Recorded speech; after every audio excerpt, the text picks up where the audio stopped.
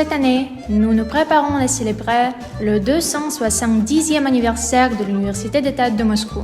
Les étudiants de première année du département d'études régionales de la Faculté des langues étrangères et des arts culturels de l'Université Lomonosov de Moscou ont monté un projet dédié à notre université.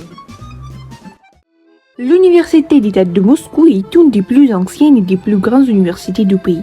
Elle dispense un large éventail de formations et dispose d'un des plus beaux campus en Russie.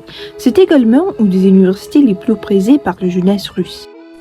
Actuellement, l'Université d'État de Moscou possède des centaines de bâtiments dans tout Moscou et au-delà. La superficie de seul campus principal se chiffre en centaines d'hectares. Outre une série d'édifices dans le centre-ville et plus d'une douzaine de bâtiments universitaires sur les monts Mono, l'Université d'État de Moscou comprend également 43 facultés et 750 départements. C'est antennes universitaires dans d'autres pays, d'anciennes républicaines de l'URSS et la Slovénie, plusieurs bibliothèques, 15 centres de recherche et laboratoires.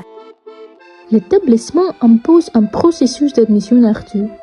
Cependant, c'est de l'Université d'État de Moscou dont rêvent les jeunes.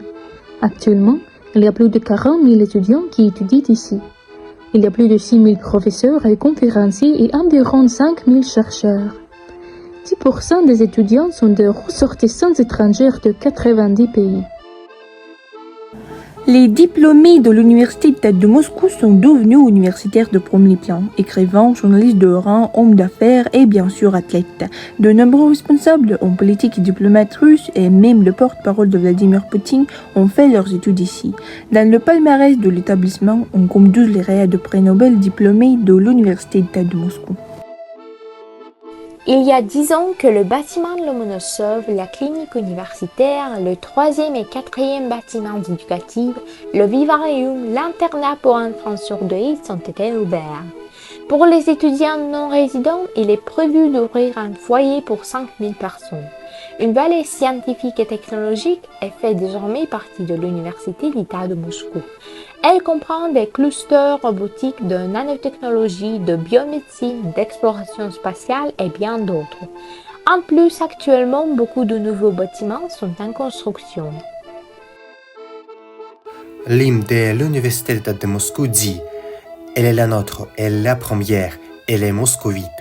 L'université a été fondée en 1755 par l'impératrice Élisabeth Ier. Le concept d'éducation et le projet de l'université ont été élaborés par le premier académicien russe, Mikhail Lomonosov.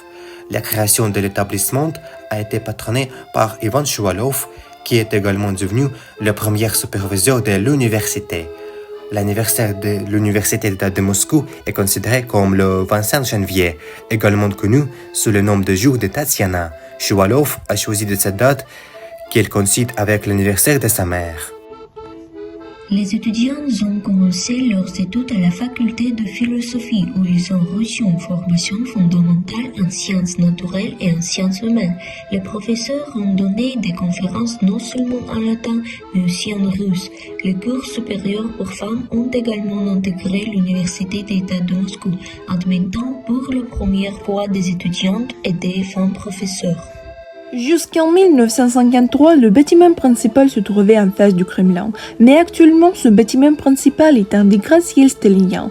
L'Université d'État de Moscou s'est avérée être le plus haut de tous les gratte-ciels staliniens, aussi appelés secteurs de Moscou. Le bâtiment central, comme 31 étages, et atteint 235 mètres de haut avec la flèche.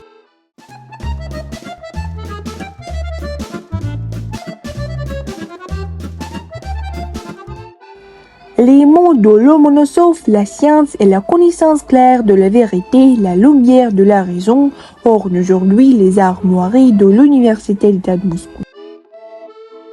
Grâce au développement de la coopération internationale et au partenariat étroit, les étudiants et doctorants de l'Université d'État de Moscou peuvent faire une formation intégrée à l'étranger. L'Université d'État de Moscou participe à beaucoup de programmes internationaux d'échange. Erasmus+, c'est un programme de mobilité académique internationale financé par l'EU. Force Plus est un programme d'échange d'étudiants finlandais russes. Les programmes de bourse en Allemagne sont régulièrement présentés aux étudiants de l'Université d'État de Moscou. Les étudiants peuvent également participer au programme de mobilité STEPS, dans le cadre duquel ils peuvent se rendre à l'université de Tokyo pour réaliser une étude ou un stage scientifique. Il y a aussi l'université russo-chinoise en Chine créée par l'université de Moscou et l'Institut polytechnique de Beijing en l'an 2017. L'Université d'État Lomonosov de Moscou, en tant que première université du pays, participe mais surtout organise un grand nombre d'événements et de projets. Saviez-vous que l'Université d'État de Moscou est l'unique université au monde à pouvoir fabriquer et lancer ses propres satellites? Le dernier satellite fabriqué par l'université est entré en orbite en l'an 2016. Cependant, le projet le plus ambitieux mis en œuvre avec le soutien de l'Université d'État de Moscou est Science Zero Plus. C'est un des projets sociaux les plus importants au monde dans le domaine de la vulgarisation scientifique. Le festival est organisé par le ministère des Sciences de Russie avec le soutien de l'Université d'État de Moscou, de l'Académie des Sciences de Russie et du gouvernement de Moscou. L'objectif de ce forum Science Zero Plus est de susciter l'intérêt de la jeune génération pour le travail des scientifiques, de montrer les résultats de la recherche scientifique et d'attirer des jeunes talentueux vers la science. Cette année, le thème principal du festival est l'avenir. Le programme comprend également des projections de films scientifiques, des compétitions de robots, des quiz, etc. Grâce au recteur de notre université et aussi aux autres personnes, professeurs, chercheurs, documentalistes, de nombreux projets ont pu être réalisés. Certains sauteront aussi dans 6 mois les classements internationaux des universités. En effet, notre université est classée 78e dans le classement QS. C'est la seule université russe à figurer dans le top 100. Depuis 1992, l'académicien Viktor Sadovnichiy est le recteur permanent de l'université. Il est lui-même sorti diplôme de la faculté de mécanique et des mathématiques de l'université d'État de Moscou. Sadovnichiy dirige également l'Union des recteurs de Russie et est professeur honoraire dans de nombreuses universités étrangères. En outre, un astéroïde a été nommé en son honneur. On parle de l'Université d'État de Moscou non seulement en Russie, mais aussi dans le monde entier.